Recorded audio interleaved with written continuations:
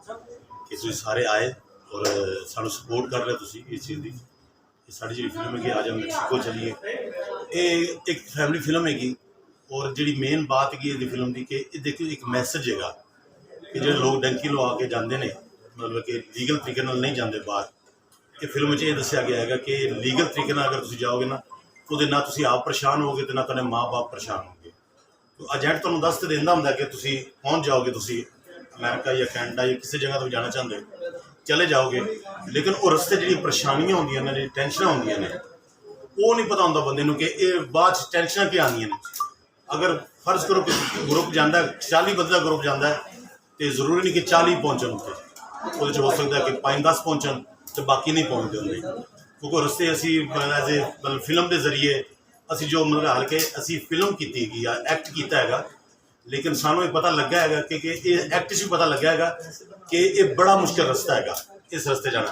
तो इस फिल्म की थीम, इस फिल्म का मकसद यही बनाने है, एमी विर्क प्रोडक्शन जी प्रोडक्शन का मकसद ही है साढ़े इस मैसेज के नाल अगर 2-4 बच्चे भी ना जान इस सोच के कि रस्ता बहुत इस तरह का है कि इस रस्ते बंदा नहीं जा सकता, तो साड़ी जित हैगी इस फिल्म की जित हैगी, यानी कि असी जो मेहनत की गई इस फिल्म के उत्ते साढ़े तकरीबन 1.5 महीना लग्या शूट किया, तो वो शूट मतलब कि इस चीज़ का हल्के असी एक्ट किया है, तो मैं विखाना चाहता कि यह निशानियाँ इस फिल्म दी ने कि असी एक्ट किया है तो साढ़े नाल की होया है कि इस फिल्म के इमोशन मतलब शूट करते हैं कि इस फिल्म 1-1 घंटा अद्धा घंटा ब्रेक हुई है कि असी आप अथरुआं नाल रोंदे रहे कि यार अल्लाह करे ये फिल्म लोगों को समझ आए तो लोग इस रस्ते ना जाए।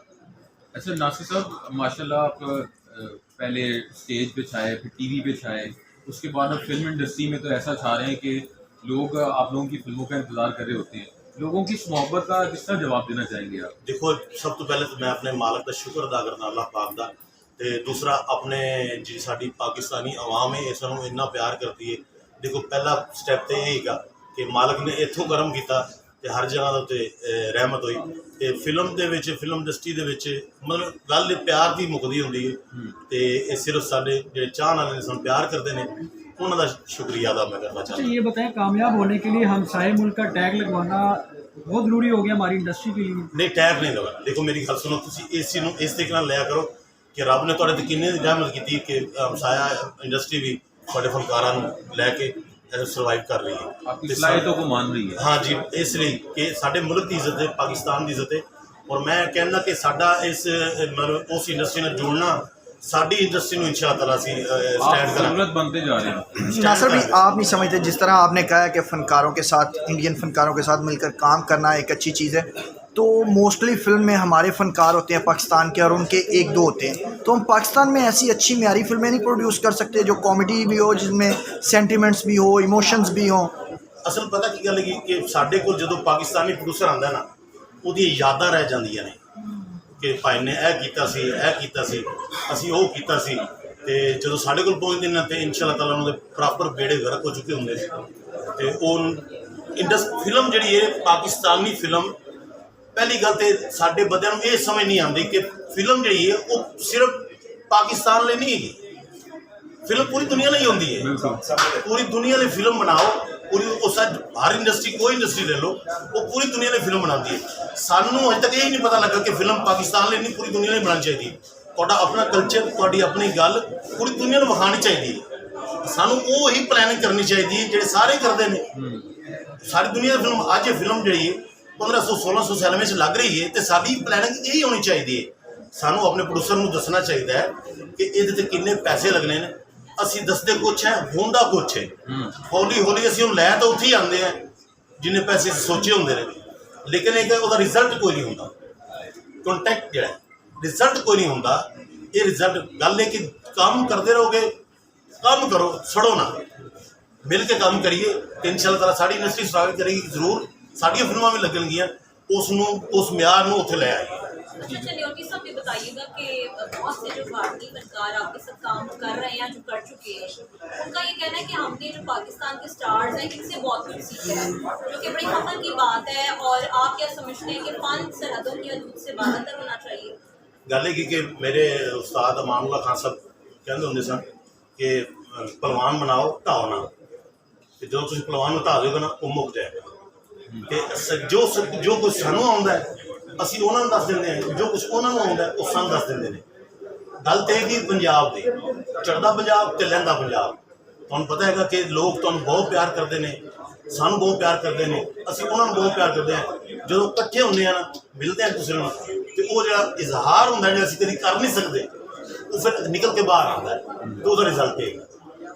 नासर भाई आखिरी क्वेश्चन, क्या वजह है कि हमारे जो फिल्म स्टार्स थे वो घरों में बैठ गए हैं, हमारे जो थिएटर के फ़नकार थे वो टीवी पर भी छा गए हैं और फिल्म इंडस्ट्री में भी छा गए हैं, तो जो फिल्म इंडस्ट्री के फ़नकार थे वो रिस्क लेने को तैयार ही नहीं, फिल्में तैयार पड़ी हैं लगाने को तैयार नहीं है, लेकिन आप लोग जो हैं वो दूसरे ममालिक में जाके फिल्में शूट करते हैं और आकर मुल्क में लगा रहे हैं। अच्छा, पहली गल तो हैगी कि थिएटर के फनकार या फिल्म के फनकार या पाकिस्तान के फनकार ਅਸੀਂ ਕੋਈ ਕਿਸੇ ਤੋਂ ਵੱਧ ਨਹੀਂ ਹੈਗੇ। ਬੜੇ ਵੱਡੇ ਫਨਕਾਰ ਨੇ ਸਾਡੇ ਆਰਟਿਸਟ ਨੇ, ਉਹਨਾਂ ਦੇ ਨਾਂ ਹੈ ਨੇ ਤੇ ਅੱਜ ਜ਼ਿਕਰ ਹੋ ਰਿਹਾ ਉਹਨਾਂ ਦਾ। ਗੱਲ ਇਹ ਹੈਗੀ ਕਿ ਸਾਡੇ ਲਈ ਸਾਰੇ ਕਾਬਲੇ ਇਤਰਾਮ ਨੇ, ਜਿੰਨੇ ਵੀ ਨੇ ਸਾਡੇ ਫਿਲਮ ਦੇ ਸੀਨੀਅਰ ਫਨਕਾਰ, ਜੂਨੀਅਰ ਫਨਕਾਰ, ਟੀਵੀ ਦੇ ਫਨਕਾਰ, ਸਾਡੇ ਲਈ ਬਹੁਤ ਕਾਬਲੇ ਇਤਰਾਮ ਨੇ। ਗੱਲ ਇਹ ਹੈਗੀ ਕਿ ਅਗਰ ਇੱਕ ਜਿਵੇਂ ਹੁੰਦਾ ਨਾ ਕਿ ਮਿਲ ਕੇ ਚੱਲਣਾ, ਇੱਕ ਦੂਸਰੇ ਨਾਲ ਗੱਲ ਕਰਨੀ, ਇੱਕ ਦੂਸਰੇ ਦੀ ਗੱਲ ਸੁਣਨੀ, ਤੇ ਫਿਲਮ ਅੱਛੀ ਬਣ ਸਕਦੀ ਹੈ ਅਗਰ ਅਸੀਂ ਮਿਲ ਕੇ। ਕੋਈ ਐਡੀ ਗੱਲ ਨਹੀਂ ਗੀ, ਕੋਈ ਐਡਾ ਮਤਲਬ ਕਿ ਕਹਿੰਦੇ ਕਿ ਕੋਈ ਇੰਨਾ ਇਨਵੈਸਟਮੈਂਟ ਇੰਨੀ ਨਹੀਂ ਹੈਗੀ। ਸਿਰਫ ਬੈਠ ਕੇ ਇੱਕ ਦੂਸਰੇ ਨਾਲ ਮਿਲ ਕੇ ਅਸੀਂ ਆਪ ਮਿਲ ਕੇ ਅੱਛੀ ਫਿਲਮ ਬਣਾ ਸਕਦੇ ਹਾਂ। ਔਰ ਬਹੁਤ ਜਲਦ ਮਤਲਬ ਕਿ ਇਸ ਤਰ੍ਹਾਂ ਹੋਣ ਵਾਲਾ ਹੈਗਾ, ਤੁਸੀਂ ਸਾਰੇ ਇੱਥੇ ਹੀ ਹੋ ਕਿ ਇੱਥੇ ਫਿਲਮ ਸ਼ੁਰੂ ਹੋਏਗੀ ਜਿਹੜੀ ਇੰਡੀਆ ਔਰ ਪੰਜਾਬੀ, ਚੜ੍ਹਦਾ ਪੰਜਾਬ ਤੇ ਲਹਿੰਦਾ ਪੰਜਾਬ ਦੇ ਦੋਵੇਂ ਸ਼ੂਟ ਇੱਥੇ ਹੀ ਹੋਣਗੇ, ਯਾਨੀ ਕਿ ਯੂਕੇ ਨਹੀਂ ਹੋਣਗੇ। ਪਾਕਿਸਤਾਨ ਵੀ ਸ਼ੂਟ ਹੋਏਗਾ ਤੇ ਚੜ੍ਹਦੇ ਪੰਜਾਬ ਤੇ ਲਹਿੰਦੇ ਪੰਜਾਬ ਵੀ ਸ਼ੂਟ ਹੋਏਗਾ। ਇਹ ਫਿਲਮ ਇੱਕ ਉਹਨਾਂ ਨੇ ਜਿਹੜਾ अगली नेक्स्ट प्रोजेक्ट है। अच्छा, ये जो फिल्में पाकिस्तान में लग रही हैं इस पे हमारे अपने हल्का अहबाब, हमारी इंडस्ट्री के लोगों को भी काफ़ी एतराज़ात हैं। वो समझते हैं कि शायद ये फिल्में आएंगी तो फिल्म भी जो है ना वो सिनेमा नहीं आएगा। अब पाकिस्तानी फिल्में, क्वेश्चन पूरा होने दें, रौनक लगी ना, रौनक लगी ना, तुसी आए तादा बहुत थैंक्स। तो मैं पाकिस्तानी गवर्नमेंट का बहुत शुक्रिया अदा करता। देखो सैलमे आबाद होणगे तो काम चलेगा। एक चीज़ है कि लड़ते रहेंगे, झगड़ते रहेंगे कि यह नहीं होना चाहिए, वो नहीं होना चाहिए, ऑडियंस को तफरी मिलनी चाहिए। साढ़े को कितना हसन का टाइम है या साढ़े को इंजॉय करने का कितना टाइम है, साढ़े को इंटरटेनमेंट है कि पहले साड़ी इंटरटेनमेंट फिल्म सी फिर थिएटर, बाद थिएटर होंदा सी, हुण इस सिर्फ थिएटर रह गया या टीवी रह गया, ड्रामा रह गया है। तो जो असीं मिल के काम करांगे तो जरूर अच्छा रिजल्ट आएगा। वो साडी इंडस्ट्री का नाम होएगा, मेरा ना है तो मेरे पाकिस्तान का ना आएगा। कोई फनकार देखो बाहर काम करना, बाहर कितने लोग काम करते हैं, अरबपति हो गए लंदन में बिजनेस कर रहे हैं, वो भी तो बाहर ही काम करते हैं। इस जो उन्होंने की रिस्पैक्ट होती है। चौधरी साहब आ गए जी, हाँ लंदन में माशाल्लाह, ठीक है। ये फनकार भी या आर्टिस्ट भी जोड़े भी किसी फील्ड है रिलेटेड, तो असी अपने मुल्क तो ही काम कर रहे हैं। जिथे अगर फिल्म उत्थे रिलीज होती है तो लोग बाहर निकल के रिव्यू देने, तो वो यही कहते हैं कि पाकिस्तानी फनकारां कैसे काम साढ़े मुल्क का ना है, तो मिल के काम करेंगे इंशाल्लाह बहुत अच्छा काम। बहुत शुक्रिया नासर भाई, थैंक यू। इनर पाकिस्तान की वीडियोस देखने के लिए हमारा चैनल सब्सक्राइब कीजिए और बेल के आइकन पर क्लिक कीजिए ताकि आप हमारी तमाम आने वाली वीडियोस से बाखबर रह सकें।